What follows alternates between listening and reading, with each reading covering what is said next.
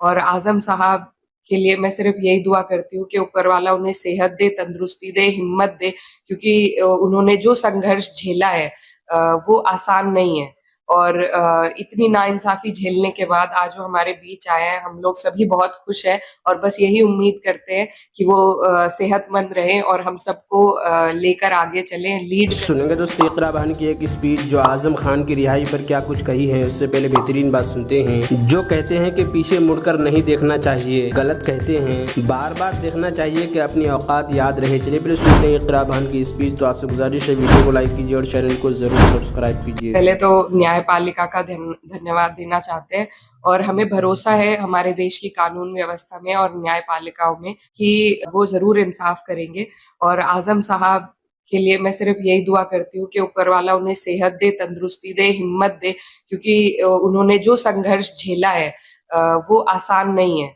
और इतनी नाइंसाफ़ी झेलने के बाद आज वो हमारे बीच आए हैं, हम लोग सभी बहुत खुश हैं और बस यही उम्मीद करते हैं कि वो सेहतमंद रहें और हम सबको लेकर आगे चलें, लीड करें इस नाइंसाफ़ी के खिलाफ। तो मेरी सभी उनके परिवार वालों को और सभी हम लोग सभी उनके समर्थक हैं। सभी के लिए खुशी का मौका है और सभी को मैं बधाई देना चाहती हूँ। नहीं, देखिए हमें कोई ऐसी चर्चा नहीं आई है सुनने में पार्टी के अंदर से और ना ही उन्होंने भी ऐसा कुछ कहा है। अभी मेरे खुद के परिवार पे ये हालात बीत चुके हैं, तो इस दौरान ये सब चीज़ें ध्यान में नहीं रहती हैं किसी के भी। राजनीति बहुत बाद का पहलू है। फिलहाल वो इतने दिनों बाद बाहर आए हैं। खुद उन्होंने कल एक बाइट में कहा कि अभी सेहत पे ध्यान देंगे। उनकी जो एज है, जिस तरीके से वहाँ पर वो रहे, जिस तरीके से बर्ताव अंदर रहता है जेल में आम तौर पर, तो अभी तो ज़रूरत है कि वो अपनी सेहत का ख़्याल रखें और जो भी राजनीति की बातें हैं, वो बाद में होंगी और वो उन्होंने इस पार्टी को अपने खून-पसीने से खड़ा किया है। आज समाजवादी पार्टी जिस मुकाम पे है, उसमें आज़म खान साहब का एक बड़ा कद रहा है, बड़ा रोल रहा है। तो मुझे नहीं लगता कि अपने आप शुरू की हुई इस पार्टी को वो छोड़ के कभी भी जाएँगे और पार्टी में जितना सम्मान उनका है, उतना और किसी का मुझे नहीं लगता है। तो ये एक परिवार की बात है। आज परिवार मुश्किल में था, अब निकल के वो आए हैं, तो राजनीति की बातें अभी कोई कर भी नहीं रहा है, आगे होंगी। लेकिन मुझे पूरी उम्मीद है और पूरा यकीन है कि वो समाजवादी को पार्टी को जिस तरीके से उन्होंने चलाया, आगे भी वो इसी तरीके से चलाएँ। फिर से ये एक ऐसा फरमान है तानाशाही का जो लगातार उत्तर प्रदेश की सरकार लाती जा रही है, थोपती जा रही है लोगों पे और ये साफ तौर पर उनकी बौखलाहट दिखाता है कि वो कितना डर चुके हैं क्योंकि कोई वर्ग, कोई समाज उनसे आज के टाइम पे खुश नहीं है। और ये जो नियम लाए गए हैं, ये बिल्कुल हमारे देश के जो संस्कृति रही है, जो खूबसूरती रही है, उसके खिलाफ है। हमारा देश जाना ही जाता है विभिन्नता में एकता के लिए। उसमें अगर ऐसे देश में ऐसे फरमान जारी किए जाएँगे, तो इससे ज़ाहिर-सी बात है बहुत से लोगों के भावनाओं को ठेस पहुँचेगा और हम इसका भी विरोध करते हैं। हमारी कोशिश ये रहनी चाहिए कि हम विभिन्न जो समाज के भाषाओं के, मज़हब के लोग हैं हमारे देश में, जो रहते हैं प्यार-मोहब्बत से, उनको एक माला में पिरोया जाए। उनकी विभिन्नताओं का सम्मान करते हुए उन्हें एक माला में पिरोने का काम हर सरकार का फ़र्ज़ होना चाहिए। लेकिन जो ये सरकार कर रही है, किसी की भावनाओं को इस तरीके से दबाने का, ठेस पहुँचाने का जो काम कर रही है, ये इस देश के संस्कृति के खिलाफ है, इस देश की मर्यादा के खिलाफ है और हमें बिल्कुल नागवार है और इसकी कोई ज़रूरत नहीं थी। जानबूझकर ये सरकार ऐसी चीज़ें ला रही है, उठा रही है, माहौल बिगाड़ने का जो काम कर रही है, इसका खामियाज़ा इस सरकार को ज़रूर भुगतना पड़ेगा। देखिए, उत्तर प्रदेश में तो जो सरकार चल रही है, उन्हें ना संविधान का पता है, ना इस देश के अधिकारों का, इस देश के नागरिकों के अधिकारों का पता है। ये किस तरह की कानून व्यवस्था इस देश में चल रही है, हमें समझ में नहीं आ रहा है क्योंकि कोई अभद्र टिप्पणी करे उस पे समझ में आता है।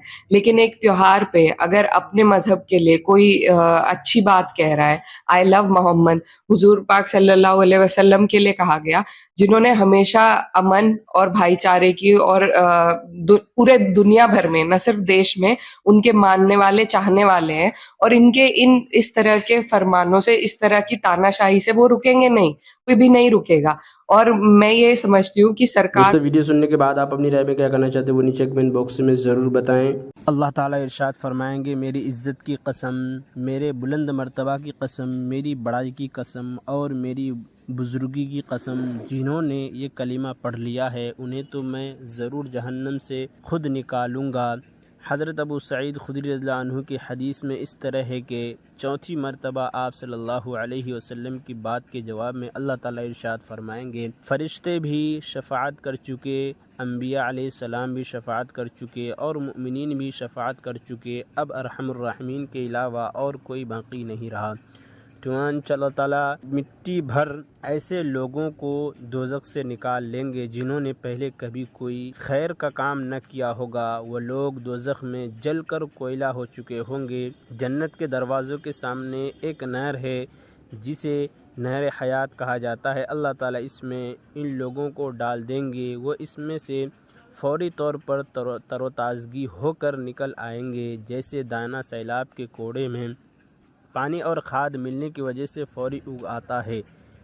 और ये लोग मोती की तरह साफ़ सुथरे और चमकदार होंगे। इनकी गर्दनों में सोने के पट्टे पड़े होंगे, जिनसे जन्नती उनको पहचान लेंगे कि ये लोग जहन्नम की आग से अल्लाह ताला के आज़ाद किरदा हैं। उन्हें अल्लाह ताला ने बग़ैर किसी नेक अमल किए हुए जन्नत में दाखिल कर दिया है। फिर अल्लाह ताला उनसे फरमाएंगे, जन्नत में दाखिल हो जाओ, जो कुछ तुमने जन्नत में देखा वो सब तुम्हारा है। वो कहेंगे, हमारे रब, आपने हमें वो कुछ अता फ़रमाया जो दुनिया में किसी को नहीं दिया। अल्लाह ताला इरशाद फरमाएंगे, मेरे पास तुम्हारे लिए इससे अफजल नेमत है।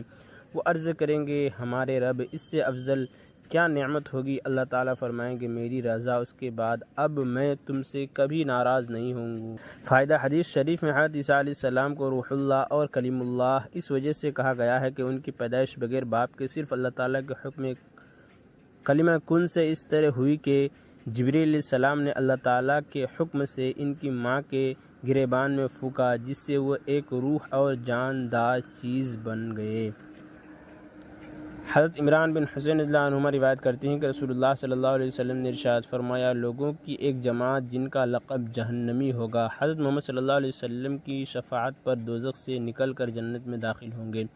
हज़रत अबू सईद रज़ियल्लाहु अन्हु से रिवायत है कि रसूलुल्लाह सल्लल्लाहु अलैहि वसल्लम ने इरशाद फरमाया, मेरी उम्मत बाज़ अफ़राद वो होंगे जो कौमों की शफ़ाअत करेंगे, यानी इनका मकाम ये होगा कि अल्लाह ताला उनको कौमों की शफ़ाअत की इजाज़त देंगे। बाज़ वो होंगे जो कबीले की शफ़ाअत करेंगे, बाज़ वो होंगे जो उसबाह की शफ़ाअत करेंगे, और बाज़ वो होंगे जो एक आदमी की शफ़ाअत करेंगे। अल्लाह ताला उन सब की सिफारिशों को कबूल फ़रमाएंगे, यहाँ तक कि वो जन्नत में पहुँच जाएंगे। फ़ायदा, 10 से 40 तक की तादाद वाली जमात को उक़बाह कहते हैं, उसबाह कहते हैं। हज़रत अबू हुरैरा रज़ियल्लाहु अन्हु रिवायत करते हैं कि नबी करीम सल्लल्लाहु अलैहि वसल्लम ने इरशाद फरमाया, जो शख्स अल्लाह ताला पर उनके रसूल पर ईमान लाए, नमाज कायम करे और रमज़ान के रोज़े रखे, तो अल्लाह ताला के ज़िम्मा होगा उसे जन्नत में दाखिल फ़रमाए, खा उसने अल्लाह ताला के रास्ते में जिहाद किया हो या उसी सरज़मीन पर रहा हो जहाँ उसकी पैदाइश हुई, यानी जिहाद न किया हो। सहाबा रज़ियल्लाहु अन्हुम ने अर्ज़ किया, या रसूलल्लाह, क्या लोगों को ये खुशखबरी सुना दो? आप सल्लल्लाहु अलैहि वसल्लम ने इरशाद फरमाया, नहीं रसूलुल्लाह, क्योंकि जन्नत में 100 दर्जे हैं जो अल्लाह ताला ने अपने रास्ते में जिहाद करने वालों के लिए तैयार रखे हैं, जिनमें से हर 2 दर्जों के दरमियान इतना फ़ासला है जितना आसमान और ज़मीन के दरमियान फ़ासला है। जब तुम अल्लाह ताला से जन्नत मांगो तो जन्नतुल फिरदौस मांगो, क्योंकि वह जन्नत का सबसे बेहतरीन और सबसे आला मकाम है और उसके ऊपर रहमान का अर्श है और इसी से जन्नत की नहरें फूटती हैं। मिलते हैं और दूसरी नई वीडियो के साथ, तो जब तक के लिए दीजिए मुझे इजाज़त। रखिए अपना ख्याल। आप देख रहे हैं साक़िब मीडिया और मैं आपके साथ मोहम्मद साक़िब। अस्सलामु अलैकुम व रहमतुल्लाहि व बरकातुहू।